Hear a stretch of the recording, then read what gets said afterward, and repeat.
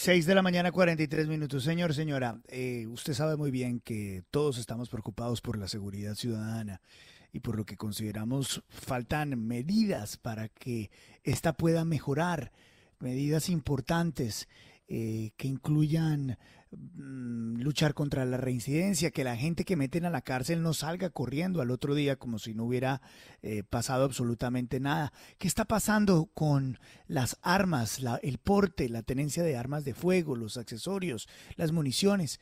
¿Cómo va a cambiar todo esto? Pues precisamente el gobierno está intentando hacer algo al respecto. Está con nosotros a esta hora el ministro del Interior, Daniel Palacios. Señor ministro, gracias por acompañarnos. Buenos días. Muy buenos días, Luis Carlos. Un saludo muy especial para ti y para toda la audiencia de la FM. Ministro, ¿qué tiene ese proyecto que han radicado en el Congreso que se llama el Proyecto de Seguridad Ciudadana? ¿Cómo lo podemos entender nosotros en la casa?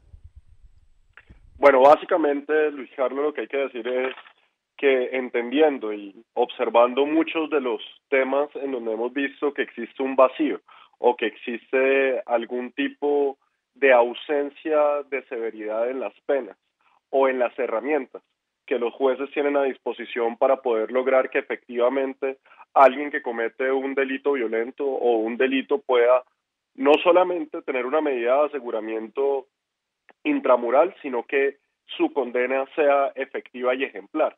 Y en ese sentido lo que vinimos y lo que hicimos desde el Ministerio del Interior, en conjunto con el Ministerio de Defensa, el Ministerio de Justicia, la Policía Nacional, la Fiscalía General de la Nación, la Procuraduría General de la Nación, y en un trabajo que diría yo, Luis Carlos, sin precedentes, trabajamos con todos los gobernadores de Colombia, los alcaldes de ciudades capitales y los alcaldes de la Federación de Municipios para trabajar en un texto que representara lo que vemos todos los días en la calle, entendiendo pues obviamente que eso tiene un reto grande de trabajar en el Congreso de la República, en donde hoy ya tenemos más de 70 congresistas que han firmado coautoría del proyecto. Diría y lo resumiría como tú lo comenzaste, Luis Carlos. Primero, enfrentando la reincidencia, estableciendo claramente que en quien haya sido condenado y sea nuevamente capturado y esté en un juicio, el juez tiene que tender como conducta anterior, quiere decir esa condena anterior, si esa persona fue condenada 5 años antes, hasta 5 años antes de los hechos, tiene que ser una conducta que agrave la condena que recibirá si es condenado en ese nuevo hecho. Por ejemplo, un tema que es muy importante y que muchas veces lo hemos escuchado en estos medios de comunicación como la FM, una medida de aseguramiento. Hoy vemos que la ley permite la interpretación del juez frente a una persona que se está considerando si tiene medida de aseguramiento intramural o si la persona continúa su juicio en libertad. Y en ese sentido, uno de lo que se considera peligro para la sociedad, lo hemos definido aún más para que, de cierta forma, esa discrecionalidad que tiene el juez sea más limitada. Entonces, para ponerte un ejemplo muy claro, quien a partir de la aprobación de esta ley cometa un delito utilizando o empleando un arma de fuego, un arma blanca, un arma de letalidad reducida o un arma traumática, el juez tendrá obligatoriamente que determinar una medida de aseguramiento intramural. Quiere decir, tiene que enfrentar el juicio en un centro de reclusión y no en la calle, que es lo que queremos evitar. Temas como esos son los que enfrentamos en esta ley, Luis Carlos. Ministro, con los buenos días, le saluda William Calderón. Sin duda, el problema más serio, lo menciona usted, es el de la reincidencia. Y quisiéramos tener detalles de justamente cómo va a garantizar con este proyecto, con esta reforma, que quien comete un delito contra la seguridad no va a salir nuevamente de manera rápida a volver a delinquir. ¿Dónde está el cuidado del asunto? ¿Qué nos da la garantía de que los delincuentes no van a salir a la calle nuevamente a delinquir? Bueno, es muy importante lo que mencionas y por eso tal vez de los varios temas que tenemos, porque tenemos temas frente a agravantes a las lesiones personales, agravantes frente al homicidio, agravantes frente al daño en bien ajeno, que ahorita con mucho gusto se los contaría. Pero tal vez en este tema que estás mencionando hay dos temas en particular.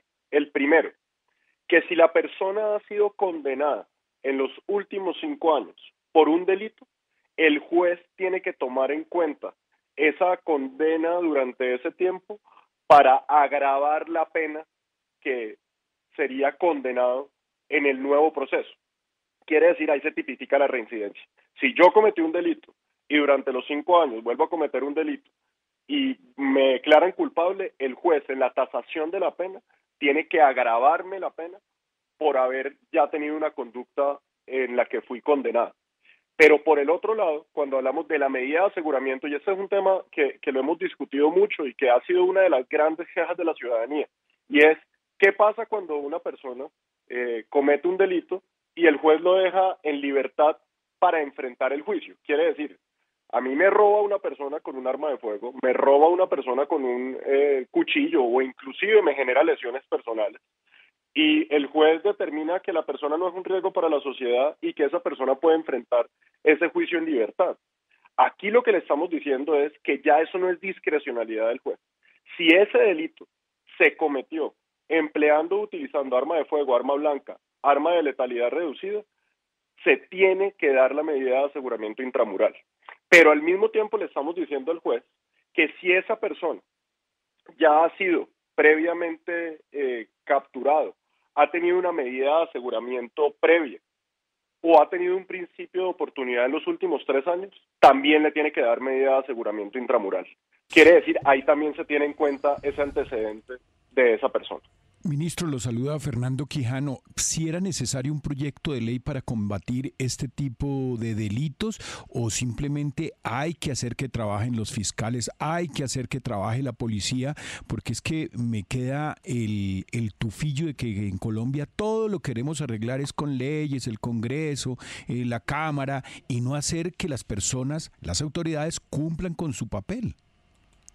No, sin duda alguna, hoy existen unos vacíos, temas a mejorar y sobre todo mejorar un poco en lo que los mismos jueces han expresado, y es que la ley es lo que les pone la ley, y en ese sentido lo que hemos precisamente establecido es que hay que cerrar un poco esa discrecionalidad, esa valoración que hace el juez sobre qué es un peligro para la sociedad, porque aquí lo hemos hablado y ustedes lo han dicho muchas veces, inclusive lo han dicho con mucha frustración, como muchas veces una persona que comete un delito violento, que ha puesto en riesgo a la sociedad, que ha puesto en riesgo la vida de alguien, el juez luego considera que no es un riesgo para la sociedad y que esa persona puede enfrentar el juicio en libertad, y lo que vemos es que esa persona sale a cometer nuevamente más delitos. Entonces aquí lo que le estamos diciendo al juez y lo que le estamos dando es una herramienta al juez para que esa discrecionalidad no exista cuando es un delito violento en el que se emplea arma de fuego o existe un antecedente de una persona que ya ha sido previamente capturado, que ha tenido una medida de aseguramiento anterior o que se ha acogido a un principio de oportunidad en los últimos 3 años. Aquí le estamos dando más herramientas a los jueces para que los delincuentes peligrosos estén en la cárcel y no en la calle. Son las 6 de la mañana, 52 minutos. Señor Ministro del Interior, Daniel Palacios, gracias por darnos esta explicación esta mañana. Es usted muy amable, muy gentil. Muchísimas gracias a usted.